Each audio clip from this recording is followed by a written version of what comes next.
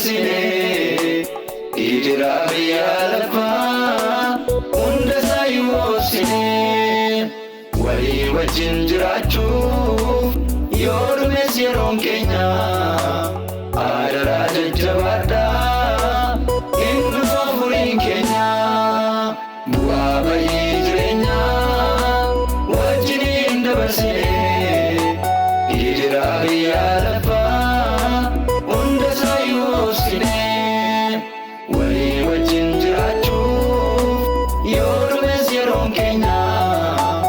adaraa jajjabaadhaa hin dhufa furiin keenya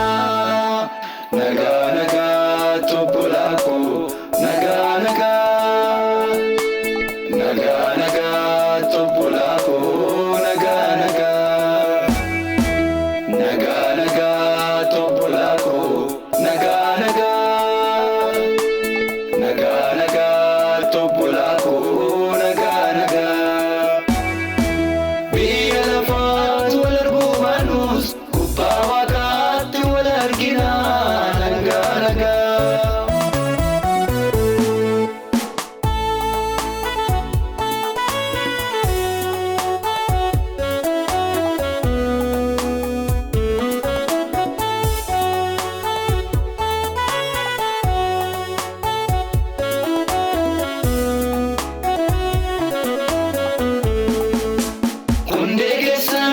Fageeffadha walii wajjin nagaa jiraadha lagaaf sanyiin waliin qoodina gaddaaf gammachuu walii hirmaadha wal hirkisaa wal tumsaa malee salphinaaf waliin lafaafina wal tikfadhaa wal baadhaa malee waa duwwaatti waliin oofina.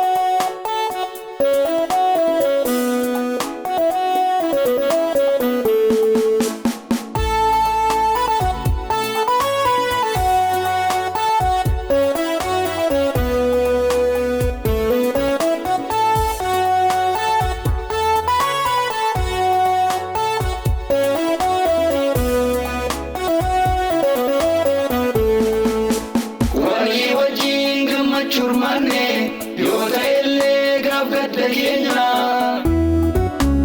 indaabaleen guddate malee hin irranneen jaalalli keenya isa kufeellee qabaa kaasa adaraabaa walii baadha daangaan keessaa na babal'atu eebba waaqaaf lafarraa nyaadha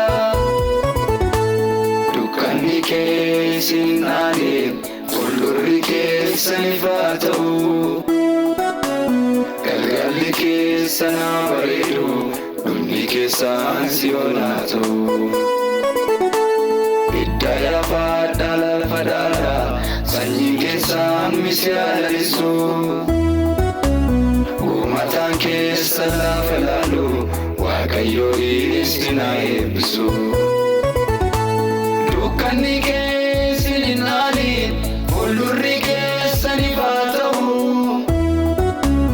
galgalli keessan haa bareedu dhumni keessan si'oonaa ta'u hidda yaafadhaa lafa dhaalaa sanyii keessan misiyaa lalisu uumataan keessan lafa laalu waaqayyo isin haa eebbisu.